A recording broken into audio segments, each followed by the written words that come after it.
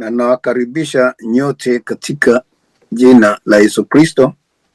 Ni wakati mwema ambao Mungu ametupa siku ya leo tuweze kuendelea na masomo yetu yanayopatikana katika kitabu hiki cha Deuteronomy ama kumbukumbu ya Torati. Na najua ya kwamba Mungu akiwa pamoja nasi atatubariki, atatufungua na aweze kutufunza yaliyo ya ndani ili tuweze kuelewa mapenzi yake katika maisha yetu. Kwa hivyo wapenzi, tunaendelea na zile sheria ambazo ni sheria za amani kwa mataifa ambazo tulikuwa tunasoma katika somo la sura ya 23, na nikawaambia ya kwamba tutaendelea katika sura ya 24, lakini mistari miwili wa 24 na 25 tutaunganisha na hii 24.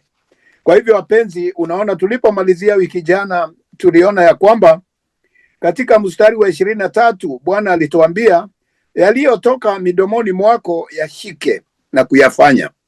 Yaani ile ahadi, nadhiri na jambo ambalo umenena na kinywa chako uishike vizuri na vile vile uweze kuifanya. Kwa mfano wa ulivyomwekea nadhiri Bwana Mungu wako, ni sadaka ya hiari uliyoiahidi kwa kinywa chako. Kwa hivyo usije ukasahau kutenda ile nadhiri uliyoweka mbele ya Bwana. Na nikawaambia tunasoma msingi wa kulijua neno la Mungu kutoka katika Torati.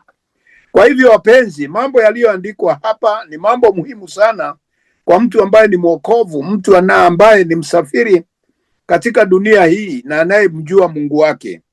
Kwa hivyo bila kuongeza mambo mengine, tunaona ya kwamba ukiyafuata yaliyoandikwa, kwa sababu mengi ni yale ya lazima na ni lazima tuyatende, maisha yatakuwa rahisi na yatakuwa mazuri na safari ya wokovu itakuwa haina ugumu.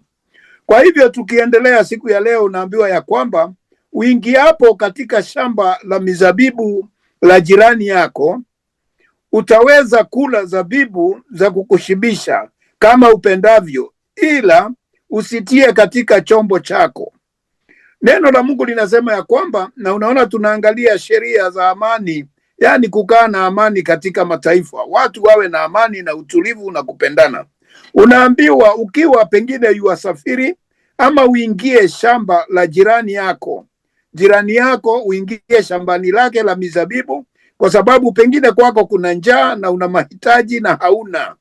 Kwa hivyo ukiingia katika shamba lake ambaye ni jirani yako, ama ikiwa unasafiri safarini na hauna chakula ukakuta shamba ambalo mavuno yameiva, basi ukaingia ndani ya shamba hilo, unaambiwa unaweza kula zabibu ama mazao yaliyopo, unaweza kula na baka ushibe, lakini usiweze kutia katika chombo chako. Yaani usiweze kuvuna ya kubeba. Hapana, ubebe na tumbo peke yake. Na hata mwenye shamba akikukuta hawezi kukudhuru, hawezi kukuua, hawezi kufanya lolote, kwa sababu ni njaa uliokuwa nayo.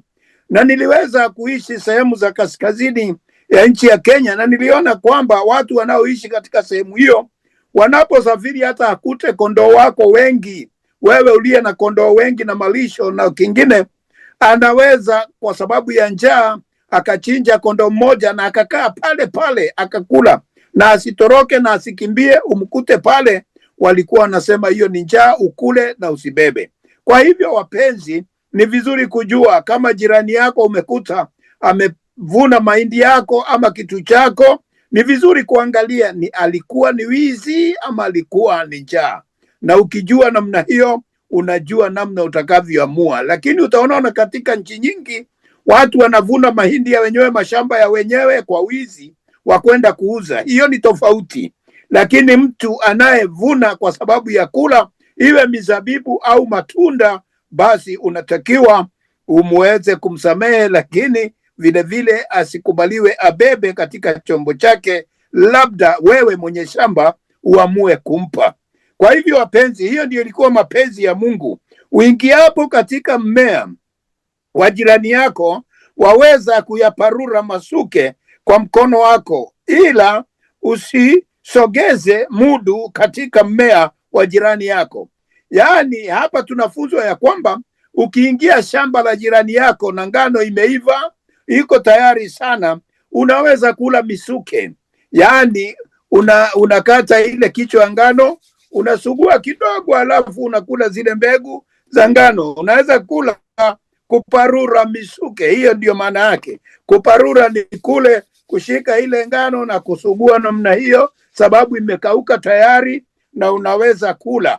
Kwa hivyo unakubaliwa, lakini usichukue mudu. Mudu ni mti wa kuvuna. Yaani unakata hizo ngano, unaweka kwa kagunia, unapiga na mti ule unaitwa mudu. Wewe sasa inaonekana wewe sio njaa, wewe ni mwizi. Inaonekana wewe umekuja kupora vitu za wenyewe. Hiyo Bwana amekataa. Amesema usiinue mudu kwa shamba la jirani yako, kwa mimea yake, lakini unaweza kuparura misuke na uweze kula mikononi mwako. Kwa hivyo wapenzi, Mungu hakutaka watu wafe kwa njaa. Alitaka watu wasaidiane. Ulicho nacho unampa mwenzio, na mwenzio alicho nacho anakupa wewe kwa niaba ya kuishi vizuri, ama kwa sababu ya kuweza kuwa wezi. Sijui ni kwa sababu ya watu kuongezeka duniani, ama ni kwa nini, ama upungufu, ama tabia mbaya, watu wakakosa tabia, wakaingia katika hali ya wizi na unyang'anyi. Kwa hivyo wapenzi, ni wakati dhambi inapoingia katika nchi na hali ambayo haimpendezi Mungu, basi mambo haya ndio upatikana ya wizi na mengine. Lakini mapenzi ya Mungu aliweka sheria tuweze kuishi kwa amani. Basi katika hii sura ya 24 sasa, mtu akiisha kutoa mke na kumwoa, asipopata kibali machoni mwake, kwa kuwa ameona neno ovu kwake, na amwandikie hati ya kumwacha, akamtilie mkononi mwake na kumtoa katika nyumba yake. Hapa neno linasema ya kwamba unaweza ukisha kumpata mke ambaye unamuoa, mke unayemuoa, yani kumtoa ni kumchukua mke na unamuoa wewe ukiwa mwanamume. Unapomuoa huyu mama ama mke, awe mkeo, na pengine baada ya kukaa naye uone ya kwamba hana kibali, yani haumpendi machoni pako, itokea kwamba haumpendi. Inaweza kuwa ni kwa sababu tofauti tofauti. Kwa wengi wale wameoa wanajua ya kwamba kunaweza tokea pengine hamsikizani katika kunena, hamsikizani katika mambo mengine, na mambo mengine hayakupendezi, na pengine hata familia zake unaona haikupendezi. Kuna mambo mengi ambayo inaweza nyang'anya kibali, ukose kibali machoni pa mmeo. Kwa hivyo anasema ya kwamba ukiona ya kwamba pana neno ovu huyu mama linalomhusu huyu mkeo, na uone ya kwamba hamwezi kuishi pamoja naye, hauwezi kumfukuza tu na kumwambia ondoka nenda, lakini unaambiwa ya kwamba umwandikie hati. Yaani hati ni kama ni talaka. Umwandikie ya kwamba sikupendi, kuanzia sasa hatutaishi pamoja na nimekuweka huru, unaweza ondoka nyumbani mwangu. Hiyo ndiyo hati ya kumwacha. Na ukisha mwacha uone ya kwamba hiyo hati haukutumana, umemwekea mikononi mwake, umempa yeye mwenyewe na atoke nyumbani mwako. Usitumane na usiambie watu ati nataka afanye hivi, nataka mke wangu asikae hapa. Hapana, wewe mwenyewe ufanye kazi hiyo. Jukumu yote ni yako. Umwandikie hati, kwa sababu wewe ndio umeona ya kwamba hana kibali machoni pako. Sio hali ya kuachana na mtu kusema nimetoka, nimerudi kwetu, ati sitaki kukaa hapa, ama wewe umrudishe kwao. Hapana, muandikie hati ya kuonyesha ya kwamba wewe umemwacha na hayuko mikononi mwako tena. Naye huyu akisha kuondoka katika nyumba yake, anaruhusa kwenda akawa mke wa mtu mwingine. Kwa hivyo wakati ambapo umempa hati hiyo ya kuondoka nyumbani kwako, haukumfunga, umemfungua, umempa uhuru wa kuweza kwenda na kuishi mahali anapotaka yule kwako, na aende apate mume mwingine. Anaweza kuolewa mahali pale na anaweza kuishi na mume mwingine, kwa sababu si wako tena, kwa sababu tayari huyu mke amepata nini? Amepata mume mwingine, na wao ulimwacha kwa sababu hakuwa na kibali machoni pako. Kwa hivyo wapenzi, nasema nini? Wakati mwingine watu huoana, lakini baada ya muda wanaona ya kwamba hawasikizani kabisa. Kuna mambo yanatofautisha upendo wao. Kwa hivyo wanaambiwa, Mungu alisema ni vizuri huyo mtu umpe kibali, umpe hati, umpe talaka, umwandikie, umwambie haumpendi, ndio umpe uhuru wake aweze kuendeleza na maisha yake. Kwa hivyo wapenzi, na huyu mumewe wa sasa akimchukua huyu mume mpya ambaye amemchukua yule mwanamke na kumwandikia hati ya kumwacha na kumpa mkononi mwake na kumtoa katika nyumba yake, au akifa yeye mumewe wa sasa aliyemtoa kuwa mkewe. Kwa hivyo sasa unaelezwa mahali ambapo huyu mke sasa ameoleka tena, ameenda ameolewa, alafu kutokee jambo ambalo si la kawaida, akamwandikia hati, pengine naye hakumpendezwa naye, ama pengine akafa, na ikawa sasa hayupo tena, ambaye alimtoa huyo mke ambaye tayari alikuwa amepewa hati nyumba nyingine. Basi yule mume wa kwanza aliyemwacha asimtoe kuwa mkewe tena. Kwa hivyo yule mume wa kwanza hakubaliwi kumuoa huyu mke tena, kwa sababu tayari alikuwa amempa hati na huyu mke akaenda akaolewa mahali pengine. Kwa hivyo sasa hata akitoka huko hawezi kurudi kwa yule mume wa kwanza. Hiyo Bwana amekataa, akiisha kutiwa unajisi, kwa sababu tayari ametiwa unajisi. Sijui kama unanielewa hapa. Nataka tuelewe neno la Mungu vizuri, kwa sababu wakati alitoka kwa mume wa kwanza alikuwa ni kule, lakini alipoenda kwa mume wa pili tayari sasa amekuwa na mchanganyiko wa waume, yule wa kwanza na wa pili. Kwa hivyo sasa akirudi wa kwanza inasemekana amewekwa najisi, kwa sababu tayari alikuwa na mume mwingine na akapatikana na mwingine. Hawezi kurudi nyumba ya kwanza kwa sababu amekuwa ni mchafu kulingana na mume wa kwanza. Sababu kuna mambo mengi unaweza angalia mahali hapa. Kuna mambo ya ndani sana ambayo yanaelezwa, ambaye analeta hii najisi, kwa sababu mbegu za wale ama ukoo au jadi ya huyu mume wa pili ambaye ni familia yake, hizo jinsia zikiingia ndani ya huyu mke, kwa sababu huwa zinabaki katika mwili. Kuna kitu kinabaki wakati hawa watu wanaingia katika tendo la ngono. Kwa hivyo sasa haitakubaliana na yule wa kwanza, zitakuwa zinapigana, yani hazitakuwa sawa, kwa sababu zinaweza leta madhara katika watoto watakaozaliwa. Hapa ndipo Mungu anaangalia, imekuwa najisi, yani haiwezi kuwa nzuri, haiwezi kuwa sawa. Kwa hivyo Bwana anasema ya kwamba, na sijui kwa nini wakati alitoka kwa mume wa kwanza na akakosa kibali akaenda kuolewa na mume wa pili, hakuwa amejichanganya. Kwa hivyo alikuwa bado ni mbichi, hakuwa katika ile hali ya najisi. Lakini wakati ametoka huko, pameingia jambo kati yao, na sasa tena ameenda nyumba ingine, amekosa kuwa na kibali, ameachwa, ama yule mume amekufa. Basi unaona ya kwamba hapo ndio Bwana anasema asirudi kwa mume wa kwanza, kwa sababu haiwezi kuwa ni vizuri, haiwezi kuwa ni vizuri,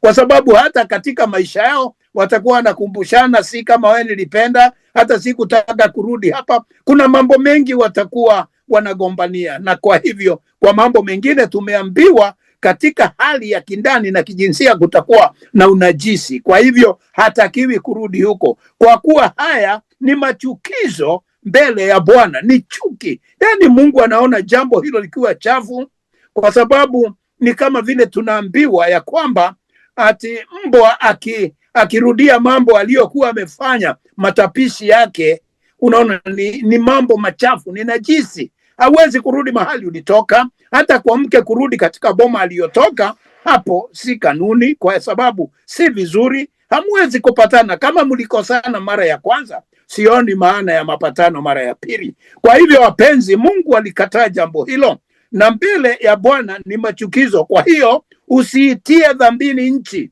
Akirudi namna hiyo, itakuwa ni nchi sasa anaweka dhambi.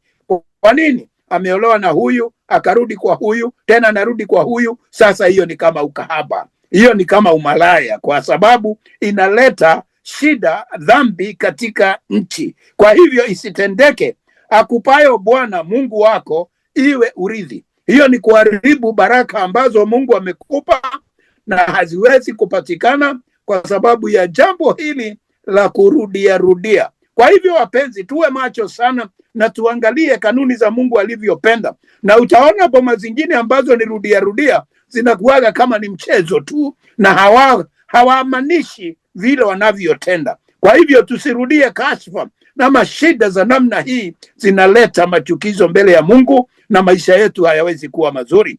Mtu atoapo mke mpya, wakati unapata mke mpya, unapomtoa huyo mke mpya mwingine, asiende vitani pamoja na jeshi.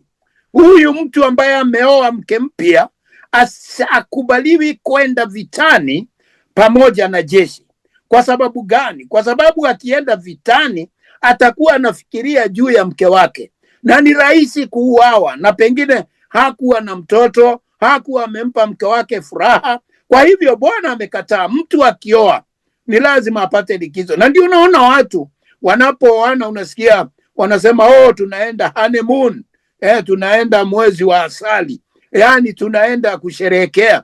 Wanapunguza, inakuwa pengine mwezi moja ama nini, lakini Mungu alisema mwaka asiende vitani na jeshi, wala asipewe shughuli juu yake yoyote, asipewe kazi yoyote.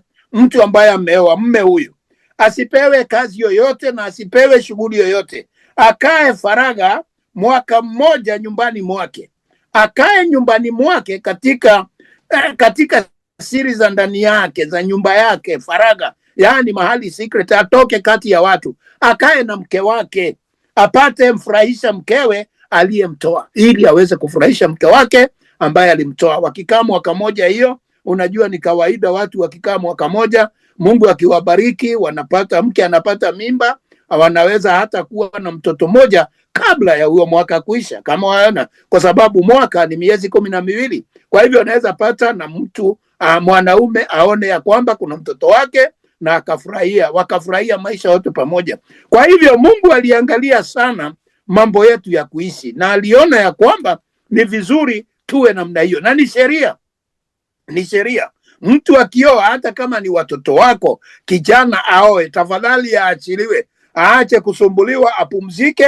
Ama kama ni msichana ameolewa, aweze kupumzika kwa boma yake na mmewe bila kuingiliwa na yeyote. Hasa Bwana anasema kwa mwaka mzima wasiwe na masumbufu, wasiwe na mambo ya kuwasumbua, wawe katika starehe zao, na huyu mme amfurahishe mke wake. Je, unaweza kumfurahisha mke wako wewe ukiwa mlevi, ukiwa mtu wa madawa, ukiwa mtu ambaye hauna tabia, hauna hali nzuri ya maisha, wewe tabia zako mbovu? La, hauwezi. Kwa hivyo inatakiwa wakati unaoa uwe ni mtu ambaye amekimu kuoa, mtu ambaye ameamua maamuzi mazuri, asije akaingiza mke wake katika shida na madharau na hali ya vita katika mwaka wa kwanza. Mtu awaye yote asitoe jiwe la kusagia la juu wala la chini kuwa rehani, kwani hivi ni kutoa maisha ya mtu kuwa rehani. Hapa Bwana ametuleta mahali pengine. Umesikia mambo ya mke, vile inatakiwa mke akiolewa nyumba ya kwanza, akaachiliwa, hana kibali, aende aolewe nyumba ya pili, asirudi tena nyumba ya kwanza. Usikubali kumuoa. Anaweza kwenda nyumba zingine, sisemi chochote, kwa sababu Bwana anasema anaweza kuendelea na maisha yake, lakini asirudi nyumba ya kwanza, kwa sababu itakuwa ni kuleta dhambi katika nchi, ni kuleta laana na machukizo katika nchi ambayo Bwana ametupa turithi. Na jambo lingine ni kwamba ukioa mke mpya, ni vizuri wakati wowote wewe usiende vitani, usiende katika vurugu, usiende kazini, upumzike kwanza, uwe likizo, ili umfurahishe mke wako. Na hapo pana nafasi ya miezi 9 ya kupata mtoto katika furaha yenu, na vile vile hata kumuona mtoto. Hata mume akirudi aende akatafute, inakuwa tayari hiyo boma imesimama vizuri.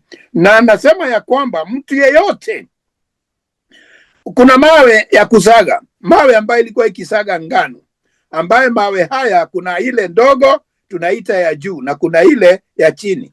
ambaye inawekwa ngano na inasiagwa, ama nafaka zingine ambazo zinatumika kuwa unga.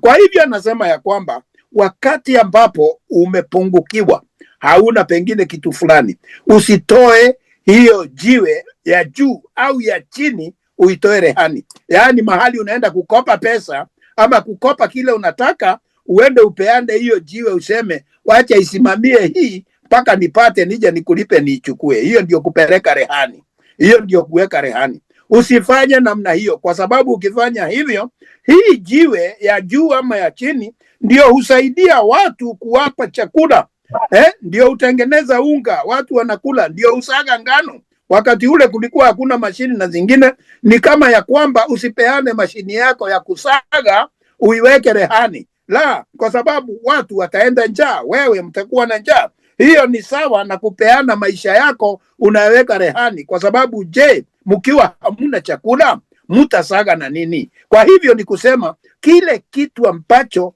unafanya ili kikupe ridha ya chakula chako na mahitaji yako, usiweke rehani, usiweke rehani hiyo.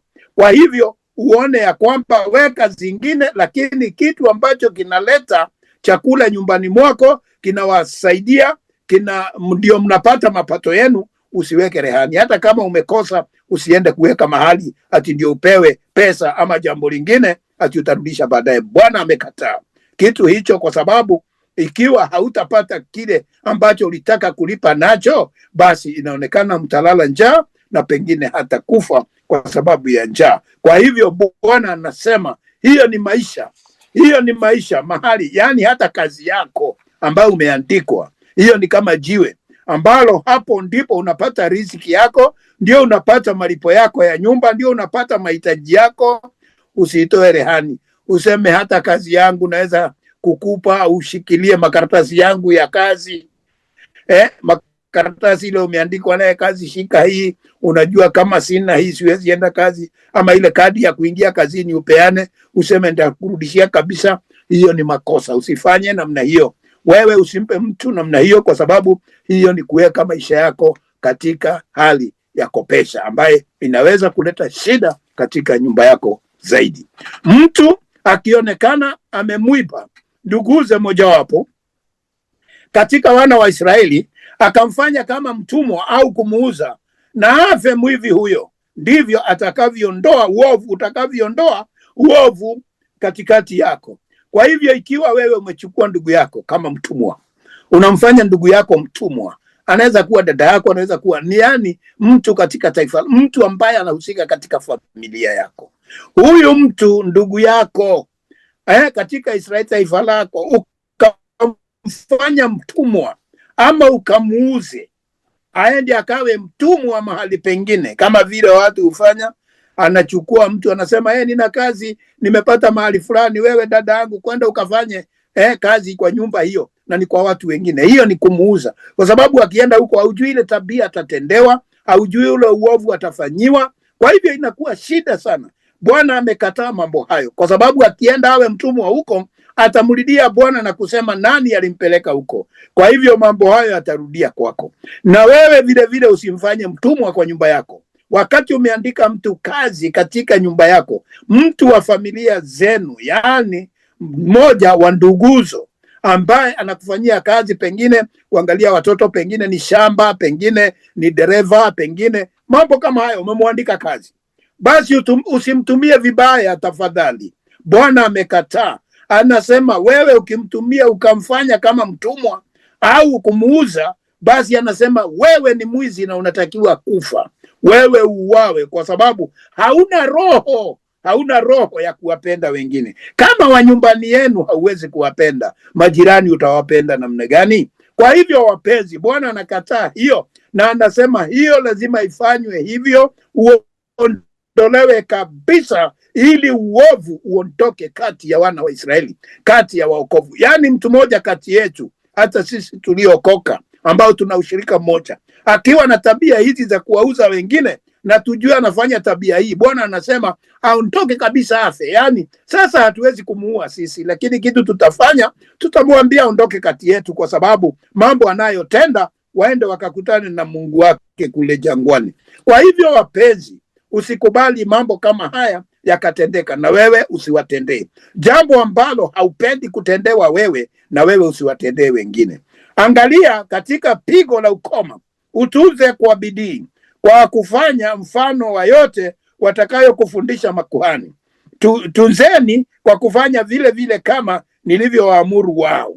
Kwa hivyo hapa unaambiwa ikiwa ni ugonjwa umepata, ugonjwa wa ukoma ama ugonjwa wowote ambao umepata, na ugonjwa huu unaambiwa utunze kwa bidii, yaani utumie zile dawa ambazo ama kanuni ambazo umeelezwa na makuhani. Nyakati zile ilikuwa makuhani ndio wanajua kuongea na Mungu juu ya ugonjwa wako, wanakuombea na mambo mengine wanafanya. Kwa hivyo unaambiwa usikize kwa bidii ufanye. Kwa mfano hata siku hizi kama ni daktari akikwambia fanya hivi, ni vizuri kufuata huo mwenendo ambao unaambiwa ufanye, kwa sababu ukifanya hivyo ndipo utapokea uponyaji. Lakini hapa ilikuwa ni makuhani nyakati zile, wale wakikwambia ufanye hivi, itakulazimu ufuate mafundisho hayo ili uweze kukabiliana na huu ugonjwa. Tunzeni kwa kufanya vile kama nilivyoamuru wao, yaani mfanye vile ambavyo makuhani wanawaambia kama walivyoambiwa na Mungu wawaambie. Kwa hivyo wapenzi, Mungu anawafunza watu wake makuhani, anawafunulia siri, naye anafunua siri hizi. Makuhani wanafunua kwa kongamano la watu wa Israeli ama washirika wale waliopo. Kwa hivyo ni vizuri kufanya hivyo. Ni mfano wa daktari mgonjwa na daktari wakati amepewa namna ya kuelewa ugonjwa ulio nao. Ukielezwa na kufundishwa jinsi utakavyofanya, tafadhali fanya ulivyoambiwa na ufanye kwa bidii ili wewe ukaweza kupata uponyaji.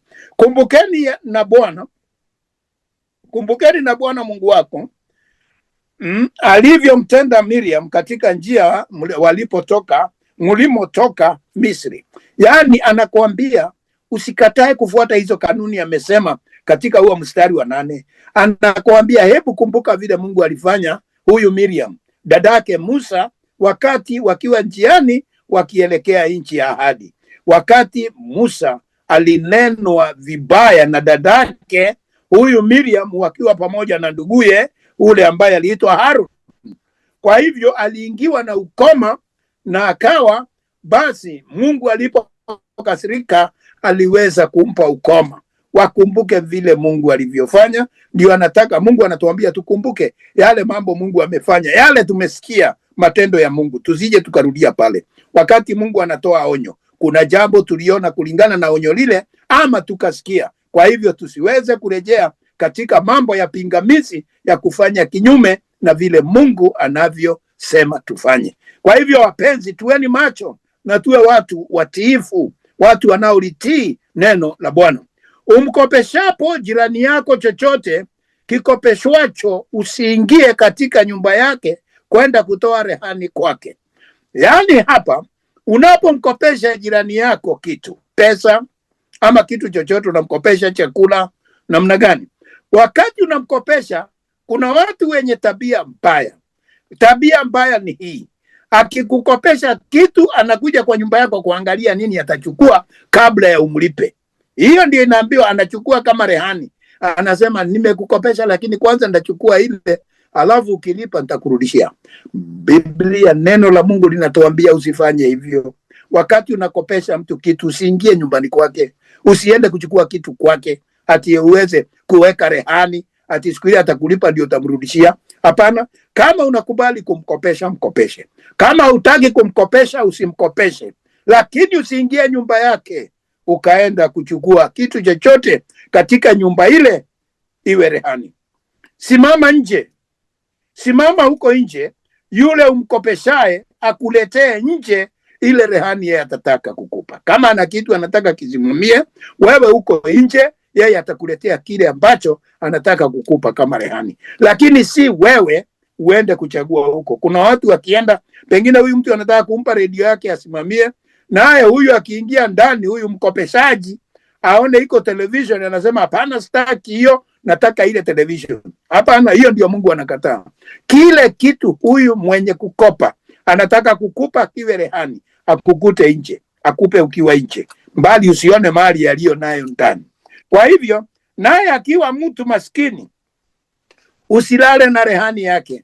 Ikiwa yule mtu amekopa kwako na amekuletea kitu kiwe rehani, yaani ameweka kwa niaba ya ile mkopo mpaka atakurudishia, Bwana anasema kama huyu mtu ni maskini, hana uwezo, tafadhali usilale na kile kitu alichokuletea kama rehani. Kisilale nyumbani mwako, kwa sababu kikilala kitakuwa ni kama laana. Kuanzia hapo na wewe umaskini utaanza kukuandama.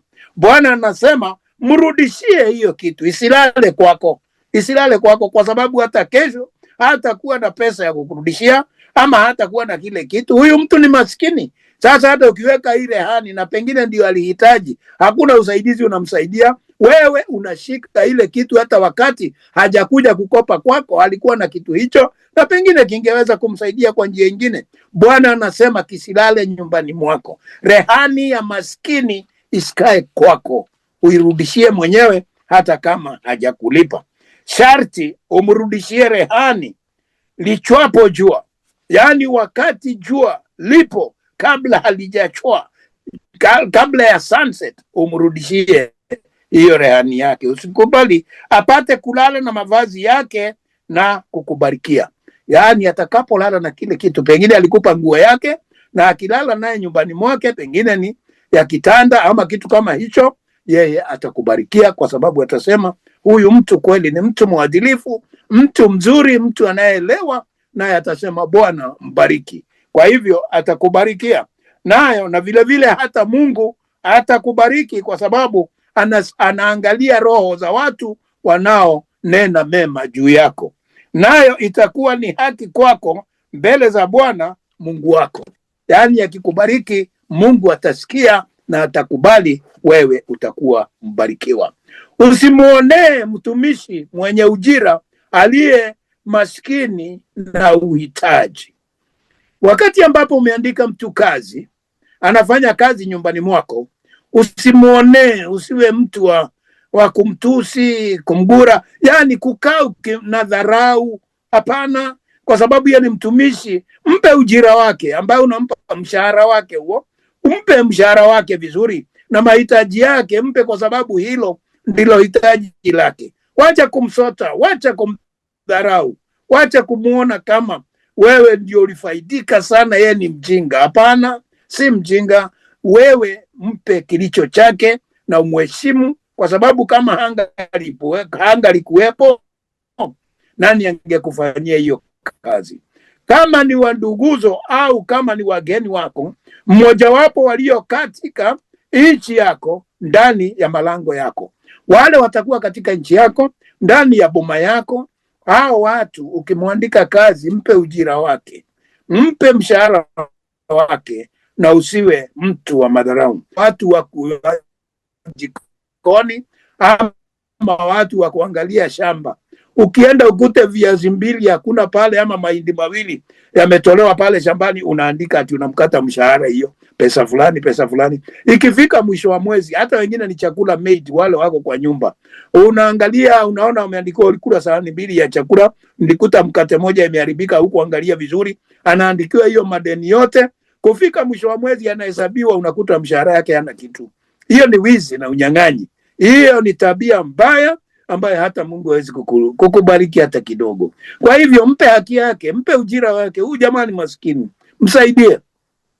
Ndio maana Mungu amemtuma kwako. Mheshimu katika kazi anayokufanyia.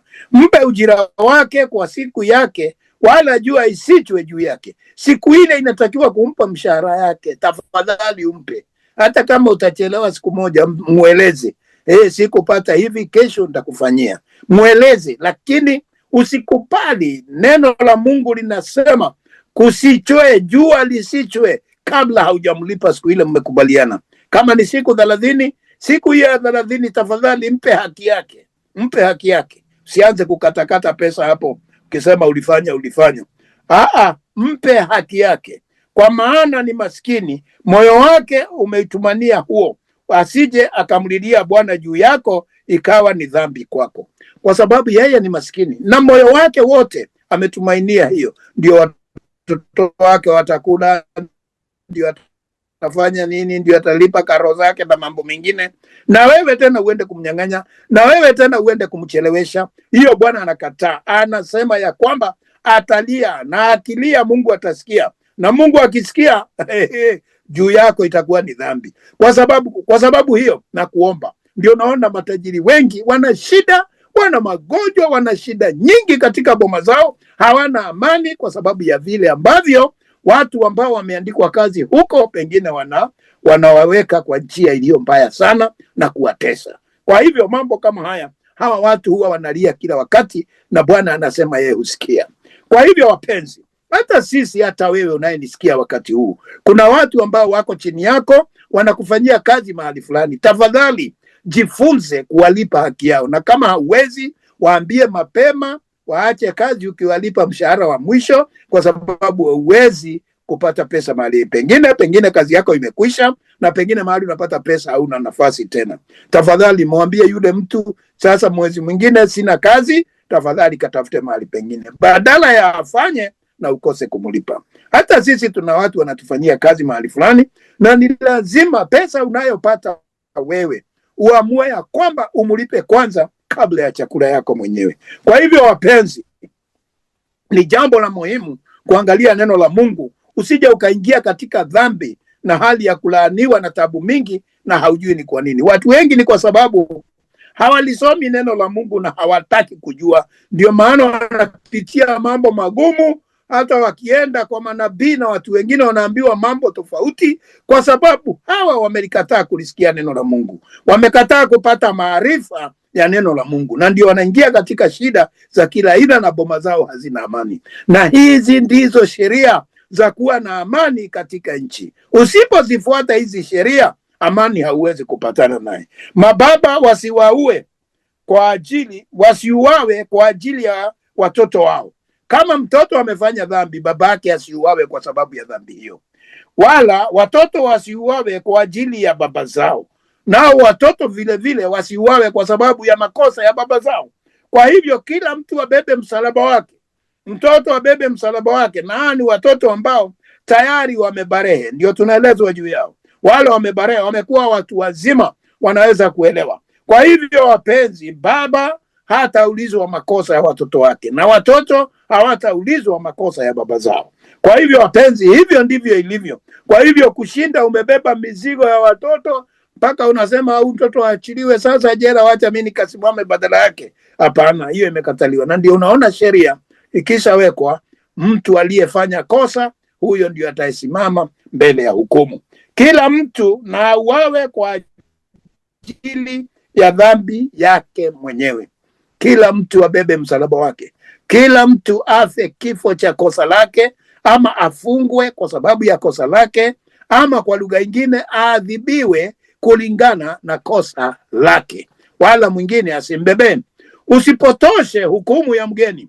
Yaani kama mtu ni mgeni kati yenu na wewe pengine ni hakimu huko, ama una uwezo, usiende kutumia pesa zako ili huyu mgeni ahukumiwe vibaya kukufurahisha wewe, na unajua wewe huyu mtu ana makosa. Usikubali kabisa. Wacha sheria ifuate vile inavyosemekana, wala usitumie pesa ama hongo kufanya jambo ambalo litakuwa ni kumhukumu ama kumpotosha mgeni, wala yatima, wala mtoto aliyefiwa na wazazi. Yatima kiate na yatima. Usiweze kutumia pesa zako ama uwezo wako ili kuharibu hukumu itakayotokewa, kwa sababu mtu hana uwezo, pengine ni yatima, ama pengine, wala usitoe mavazi ya mjane, wala usiende kuchukua. Wakati utakopesha mama mjane, wakati utasaidia mama mjane asiye na mume, umeelezwa wazi, na mshike hapa vizuri sana, usikubali kuguza mavazi yake ya mjane yawe rehani. Yaani ukimsaidia unamwambia leta hii nguo yako isimamie kabla ya unilipe. Tafadhali usijaribu. Bwana amekataa hiyo. Yaani wala usitoe mavazi ya mjane. Achana naye. Bwana yake alikufa, hayupo tena. Kwa sababu siku achana wameachana, ni kufa alikufa.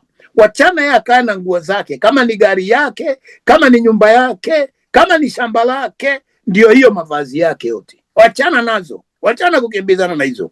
Wachana kuchukua na shamba lake kumfukuza. Wachana na kuchukua hata kama ni gari anaye, ama kampuni, ama nini aliachiwa na mume wake. Hizo ni nguo zake. Wachana nazo kabisa. Hizo ukijaribu kuguza mpenzi, ndugu yangu, dada yangu, kakangu, na wale wamezoea tabia hizo katika familia nyingi, wakati mume anakufa, ndugu zake wanamfukuza mke wake na watoto na kuwafukuza kutoka nyumbani, wanachukua mali ya ndugu yao. Hao watu wamelaaniwa na maisha yao na watoto wao wote watakuwa katika laana, na hakuna wakati watasimama, sababu neno la Mungu litasimama hata mambo mengine yakiisha. Mungu amesema usitoe mavazi. Yaani hicho ni kitu chochote kinachomhusu mjane, achana nacho, ni chake hicho, achana naye. Na usichukue rehani, ati uchukue ndio ashindwe na kulipa. Unajua kuna wengine kuna watu wengine roho mbaya tu, yani watu wamezaliwa na roho mbaya. Akiona mume amekufa, anaenda kwa yule mama anamwambia, sasa mimi nitakukopesha, wacha hii gari yako ikae kwangu, ukirudisha hizi pesa ili ulimishe mashamba na mengineo utachukua. Kumbe anachukua gari, hata muitisha, anangojea pesa zikiisha ndio anamwambia ulikataa kunilipa, na yeye anahodhi gari, anachukua gari, anakataa naye. Wewe ni mwizi wewe.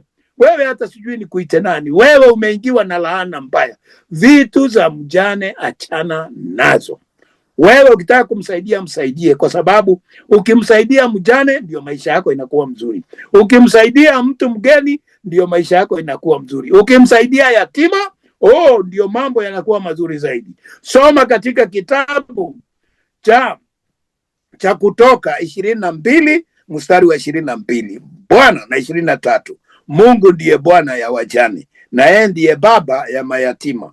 Kwa hivyo tafadhali jihadhari sana na mambo haya, kwa sababu Mungu akisema, anasema ukifanya jambo mbaya kwa hawa, basi atakuja na atakuua na wewe na familia yako isikie vile hawa husikia, wajane na mayatima. Kwa hivyo jihadhari, kaa maisha mazuri. Mbali kumbuka ya kuwa ulikuwa mtumwa katika Misri. Bwana Mungu wako akakukomboa huko. Kwa hiyo na kuamuru kutenda neno hili. Bwana anataka uweze kuheshimu hawa watu walio wageni, kwa sababu hata wewe kabla ya kubarikiwa na kufika mahali umefika, ulikuwa maskini, mtu mtumwa wa shetani, ama mtumwa wa mambo ambayo ilikuwa ni umaskini na kutokuwa na kitu chochote katika Misri, na utumwa wa ajabu.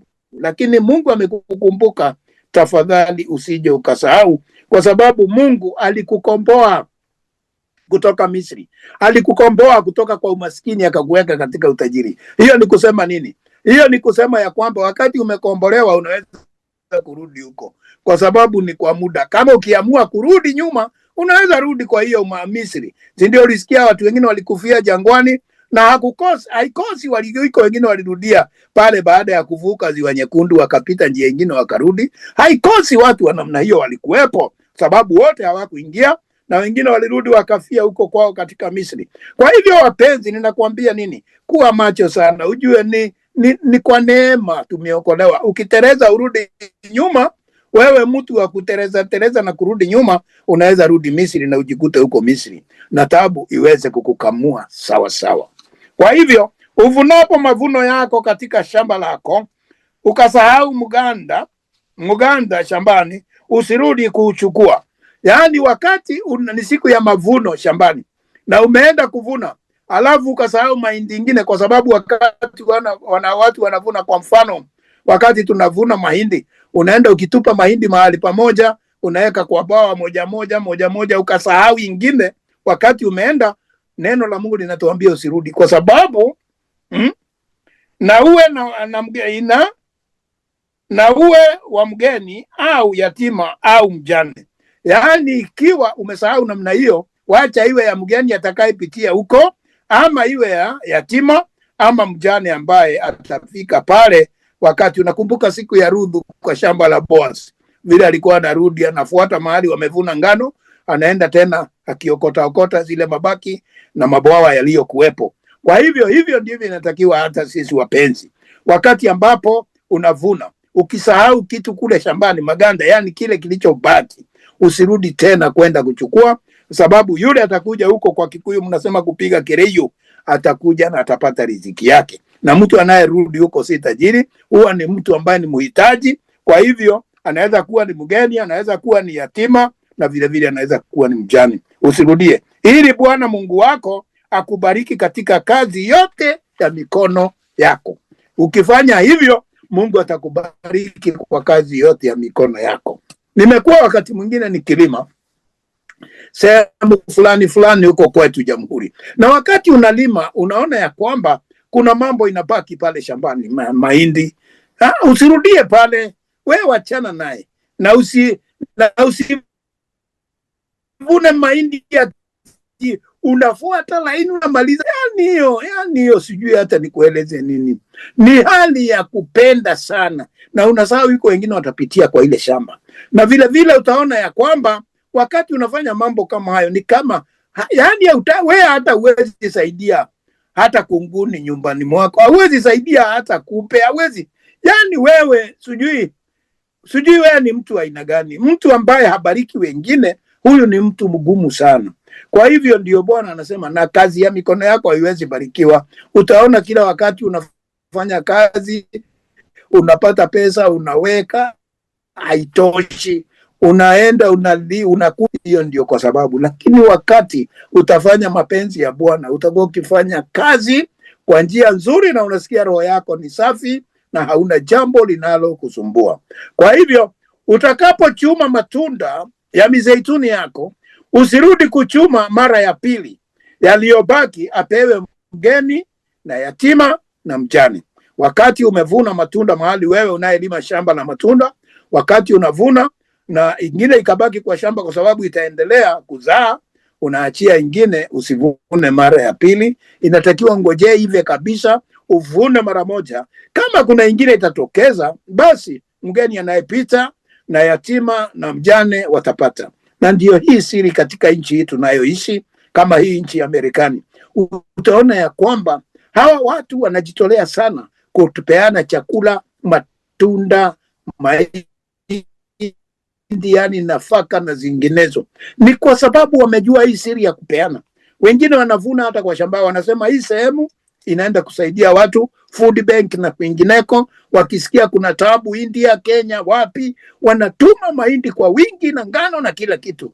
Hiyo ndio siri ya kupeana.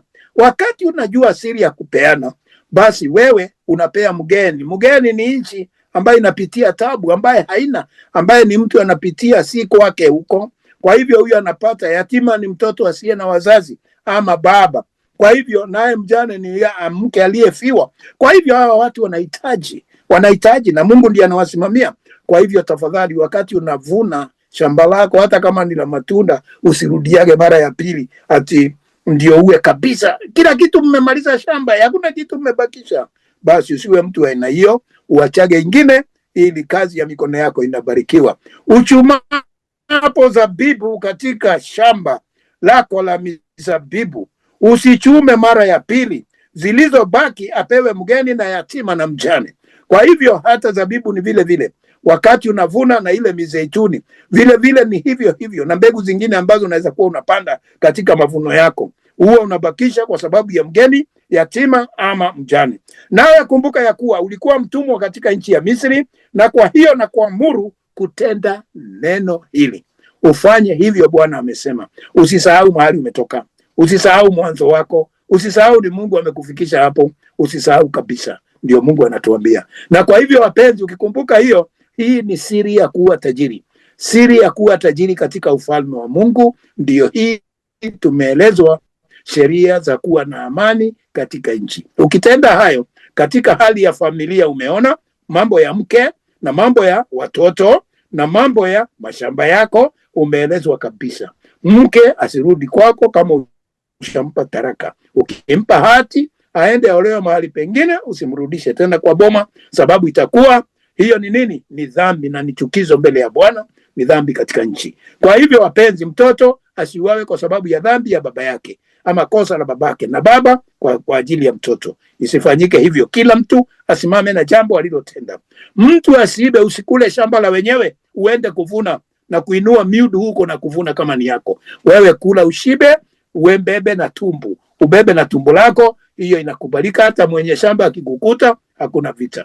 Angalia, hii ni mambo ya kuishi katika amani. Ukitenda hivyo, mambo yanakuwa na amani. Unapovuna, usimalishe shamba lote, kila kitu. Ubakishe kidogo ya mgeni, na vile vile yatima, na vile vile mjane anayeweza kuwa pale. Usichukue rehani vitu za maskini, uweke kwako na ishinde hapo mpaka jua lichwe. Una make sure umerudishia mwenyewe, umaskini usiingie kwako. Na vile vile umeambiwa hata vitu vya mjane usichukue rehani, achana nazo. Mungu awabariki sana. Asante kwa siku ya leo. Mungu awatende mema. Tutaendelea wiki ijao katika sura ya 25. Mungu awabariki siku ya leo. Amen.